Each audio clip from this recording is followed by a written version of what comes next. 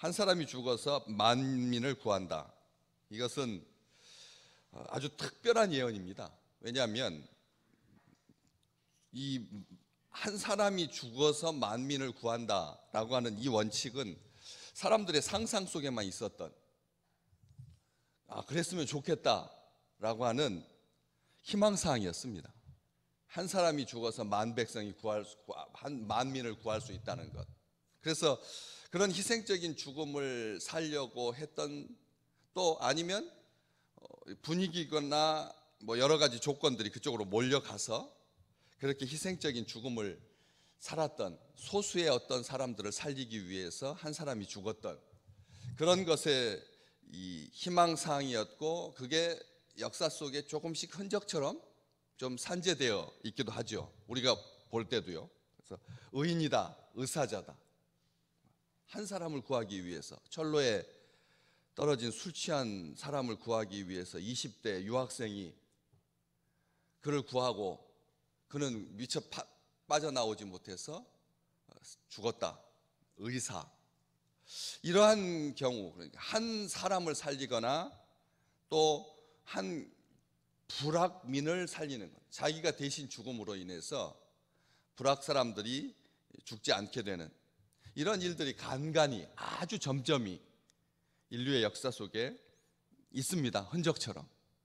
그런데 이 대제사장이었던, 그해의 대제사장이었던 가야바가 말한 이 말대로 우리 땅과 민족, 다시 말하면 그는 자기의 영향력 때문에 이렇게 말했지만 이 속죄의 개념을 하나님께서 분명히 성경에 담으셨고, 또 그 속죄의 개념은 사람에 의해서가 아니었습니다. 대신하는 짐승에 의해서 한 개인이 자기의 죄를 속죄받기 위해서 자기의 죄를 덮어 쓸 만한 양과 염소가 그것을 대신하는,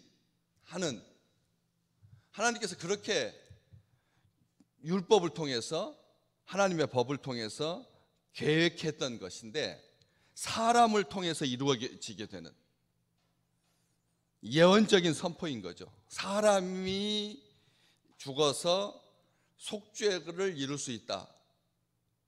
완성되는, 이제는 짐승의 죽음으로 끝나는 것이 아니라, 그래서 매번 반복돼야 되는 것이 아니라, 한 개인만 영향을 끼치는 것이 아니라 전체가 다 사는, 오고 오는 모든 세대까지를 다 포함하기 위해서 하나님의 아들이 죽어서 그 일을 이루실 것이다. 이 하나님의 놀라운 섭리를 대제사장의 말을 통해서 성취하고 계시는 거죠. 사실 가야바는 거만하게 사람들을 질타하고 있습니다. 양자택일하라는 거죠. 우리 땅, 우리 민족과 예수 둘 중에 하나만 선택해라 라고 하는 굉장히 편협하고 오만한, 거만한 그런 말이었지만, 이 말은 스스로 한 것이 아니라 요한은 분명하게 말하고 있는 것입니다. 그래서 52절에 있는 말씀이 예수 그리스도께서 죽으심으로 말미암아 우리에게까지 영향력을 미친, 우리가 그 살 길을 가게 된 놀라운 축복을 가져왔다, 이렇게 말하고 있는데, 그 민족을 위하신다.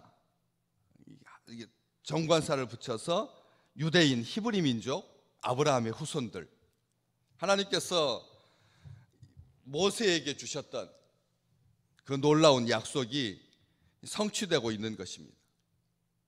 희생적인 죽음이고 의로운 죽음이고 하나님의 놀라운 섭리를 보여주는, 이것은 구색을 갖추기 위해서 하나님께서 말하고 있는 것이 아닙니다. 하나님께서 구색을 하나님은 적어도 한 민족 정도는 살릴 수 있다라고 하는 어떤 허울 좋은 명분이 아니라는 것입니다. 우리가 그냥 말씀을 듣다가 언제 아멘 하게 되던가요? 언제 하나님 앞에 감사하게 되던가요? 우리가 말씀을 듣다가 하나님은 사랑이십니다 하면은 그냥 무의식적으로 아멘 나오거든요. 그렇게 조용한 분위기를 깨뜨리기 위해서 목회자가, 설교자가 의도적으로 하나님 이야기해가지고 아멘을 유발하는, 이게 아니라는 겁니다. 하나님께서 우리를 위하십니다. 이것은 아멘이 나오죠. 당연합니다. 하나님이 그러실 분이라고 하는 것을 믿고 의지합니다. 그러나 이게 습관이 되어가지고 하나님은 뭡니다 라고 하면 아멘이 나오게 돼 있습니다. 아는 사람은 압니다. 그렇기 때문에 그런 식으로 아멘을 유도하는 그런 표가 아니라는 것입니다. 우리 주님께서 죽으심으로 말미암아 그 민족을 살리셨다 이렇게 말하면 훨씬 더 우리 주님의 죽으심이 빛날 텐데요. 그렇지 않겠습니까? 우리 주님께서 죽으셔가지고 눈에 보이게 한 민족이 국민소득이 10만 불이 되어가지고 전체 이 지구촌의 200여 국가 중에서 탑이다 라고 하는 것이 이렇게 직접 연결만 될 수 있다면 우리 주님의 죽으심이야말로 얼마나 빛나고 얼마나 놀랍고 얼마나 광고 효과가 있고 얼마나 사람들을 끌어들이겠습니까? 그런 식이 아니라는 거예요. 예수 믿고 쫄딱 망했다 라고 하는 사람들이 이 기독교 2000년 역사 너무나 많아서 예수 믿다가 죽었다, 예수 믿다가 자기 의지도 가지기 전인데 3살인데 예수 믿는 집안이라고 해서 엄마가 예수 믿었다고 해서 같이 교회당에 집어 들어가가지고 휘발유 뿌리고 일본 사람들이 죽였다. 이게 기독교 역사인데요. 뭐가 살았습니까? 누가 산 게 뭡니까? 이렇게 보여줄 수 있는 증거가 뭐가 있습니까? 위하신다라고 하는 말은 굉장히 자기를 거의 안 드러내시는, 여러분 진짜 사랑해서 그 자녀를 위해서 손주를 위해서 위한다라고 하면 그 속에는 어머니의 그 전 세대의 그 모든 관계를 다 포함하는 놀라운 사랑의 말이지 않습니까? 위한다라고 하는 그 말 자체가 어마어마한 말인데도 겉으로 보기에는 너무 약해 보인다는 거죠. 주님께서 그 민족을 위하셨다. 예수님께서 죽으셔가지고 그 민족을 위하신다. 그런 심정적으로 동조하시고 뭐 이 정도로 사람들이 생각하기 쉬운 말이죠. 아무것도 아닌 것 같은, 예수님께서 위하시다니, 한 민족을 위하신다니. 우리 술자리에서도 건배할 때 뭐라고 하는데요? 이 민족을 위하여 그러잖아요.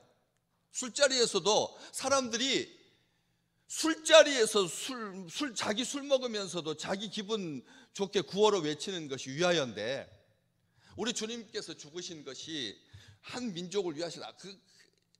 뭐가 대단한, 하나도 특별하지 않잖아요. 그런데 이 작은 말 속에 위하신다라고 하는 말에 놀라운 하나님의 은총과 사랑과 모든 기대와 모든 완성과 궁극적으로 한 아들을 통해서, 아버지가 보내신 아들, 하나님께서 보내신 아들을 통해서 그 아들을 죽이심으로 말미암아 가져온 모든 축복이 고스란히 반영되어 있는 거죠. 위하시다라고 하는 말이 과거형도 아니고 미래도 아니고 현재거든. 지금도 하나님께서 이스라엘 백성들을 분명하게 위하고 계십니다. 이게 드러나고 있습니다. 이스라엘이 가지고 있는 이 인류의 역사 속에서의 위치, 아마 10,000페이지짜리 백과사전 중에 점 하나에 불과할 겁니다. 그런데 그들의 영향력은 하나님께서 위하신다라고 하는 것을 고스란히 보여주고 있다는 것이죠. 오늘 우리를 향하신 하나님의 말씀, 우리에게 주시는 말씀이거든요. 여기 51절은 예수 그리스도께서 이스라엘 민족을 위하여서, 아브라함의 후손 다윗의 자손을 위하여서 우리 주님께서 죽으셨다. 아멘. 그렇지만 52절은 또 그 민족만 위할 뿐 아니라 흩어진 하나님의 자녀를 모아서 하나가 하기 위하여 죽으실 것을 미리 말한 거다. 대제사장 가야바가 흩어진 하나님의 자녀를 모아서 하나가 되게 하기 위해서 예수께서 죽으셨다. 이 표현, 흩어진 하나님의 자녀를 모아서 하나가 되게 하기 위한 예수 그리스도의 죽으심, 이것이 오늘 우리로 하여금 우리를 살게 하는 것이죠. 마태복음 24장에서 인자가 다시 와서 그 택하신 자들을 사방에서 모으실 것이다. 마태복음 24장은 분명하게 말하고 있습니다. 우리 주님께서 흩어진 사방에서 모을 거다. 이 흩어진 하나님의 자녀, 우리를 말하고 있는 건데, 흩어진 하나님의 자녀, 왜 그냥 하나님의 자녀라고 하면 얼마나 좋은데 앞에 흩어졌다라고 하는 표현을 쓰느냐는 거죠. 아시겠지만 이 흩어졌다라고 하는 말은 힘이 없다는 말입니다. 노예들이 그랬거든요. 노예들이 한 가족인데 아프리카에 가서 노예 상인들이 사로잡아가지고 자기 구미에 맞게 남편은 이쪽 집으로 팔고 아내는 저쪽으로 팔고 얘들 둘은 이쪽에다 팔고, 그렇게 해서 흩어지잖아요. 평상시는 아무런 문제가 없는데 노예인 경우에는 그렇게 가족이 자기 의도되지 않은 채로, 우리 민족 또한 그랬습니다. 6.25 전쟁이 나가가지고 흥남부두에서 철수하면서 아니면 한강 다리를 넘으면서 아들 7살짜리 아들 14살짜리 아들 먼저 보내면서 너희가 먼저 지금 수원에 있는 너희 이모 집에 가가지고 먼저 가 있어라, 그렇게 해놓고 보냈는데 42년 동안 못 만나는 거죠. 그렇게 흩어진 거 아닙니까? 이 땅에 이산 가족이 왜 1000만입니까? 국민 10사람 중에서 한두 사람이 왜 흩어진 사람이어야 합니까? 이게 우리의 역사지 않습니까? 압살롬의 아들, 셋째 아들 압살롬의 추격 때문에 예루살렘을 떠나서 감람산 언덕을 맨발로 울며 올랐던 다윗을 우리는 기억합니다. 이게 힘없는 거죠. 흩어진다라고 하는 것 자체가 힘이 없다는 거, 연약하고 내어침을 당하고 멸시와 조롱을 받고 박해를 당하고 핍박을 당하고, 예수 믿는다라고 하는 이유 때문에 사람들의 눈을 피해서 바위굴과 토굴 속에서 하루하루를 연명했던 이게 기독교의 역사지 않습니까? 우리 언제부터 우리가 당당하게 가운 재킷, 가죽 재킷 입고 명품 가방 들고 아주 폼나게 주일마다 반짝반짝 구두 닦아가지고 교회 다니기 시작했나요? 우리 신앙에 이 기름기가 끼지 않아야 합니다. 우리 믿음의 하나님의 백성은 흩어진 하나님의 자녀입니다. 하나님께서 그런 사람들을 모아서 하나가 되게 하시지, 자기 의식을 가지고 자기 의지를 가지고 내가 내 열심을 가지고 나는 두려워하지 않는다, 지금 온 사당에 전염병이 창궐해도 나는 끄떡없다 라고 하는 것을 어떤 과시하기 위해서 신앙생활하는 것이 아니다라고 하는 거죠. 이번 SNS에서 유튜브에서 얼마나 기가 막힙니까? 온통 1000만이 넘게 살던 사람들이 다 떠나가고 도시는 텅텅 비고 광장은 텅텅 비어가지고 이 아파트에서 저 아파트에도 불 켜진 집이 몇 집 있는데 밤에 나가가지고 누구 없냐고 소리 지르는 게, 이 고독한 섬에 갇혀서 격리되어서 자발적인 격리든 인위적인 격리든 온 세상 가운데 이렇게 이 격리와 고독이, 두려움이 만연한 이 시대, 진짜 그 본질이 뭐냐는 거지. 왜 이런 일이 발생했느냐는 거지. 하나님께서 먹지 말라고 하는, 하나님께서 먹지 말라고 하는 것, 인간의 그 욕심이, 탐욕이, 그 뿌리가 죄라는 거죠.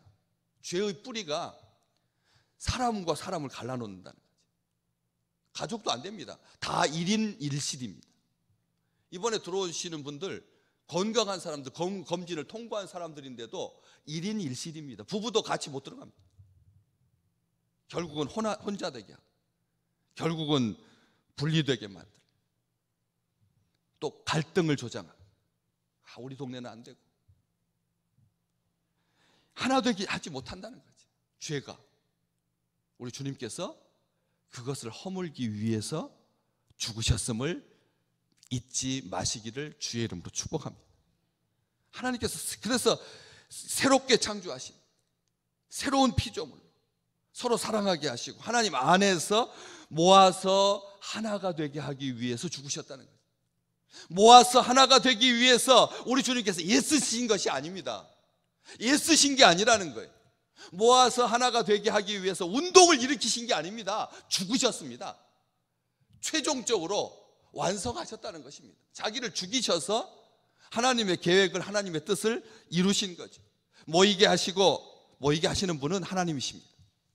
하나님의 은혜입니다. 하나 되게 하시고 하나님의 은총입니다. 사람들 10,000명을 모아놔도 죄가 그 가운데 있으면 결국은 다 흩어진 모래일 뿐입니다. 10만 명이 모여도, 민족이 모여도 죄가 있으면 그것은 죄뿐입니다. 가족 되게 하시는, 하나 되게 하시는 결론이 뭡니까? 하나님 나라로 살게 하시는 그 축복이 우리 민족과 사랑하는 우리 믿음의 식구들에게 오늘 또 창궐하시기를, 질병이 창궐하는 것이 아니라 하나님의 은혜가 기하급수적으로 늘어가는 것처럼 우리 믿음의 식구들을 통해서 이 땅에 하나 되게 하시고 모아셔서 하나님의 나라를 이루시는 하나님의 축복이 만연하시기를 주의 이름으로 축복합니다.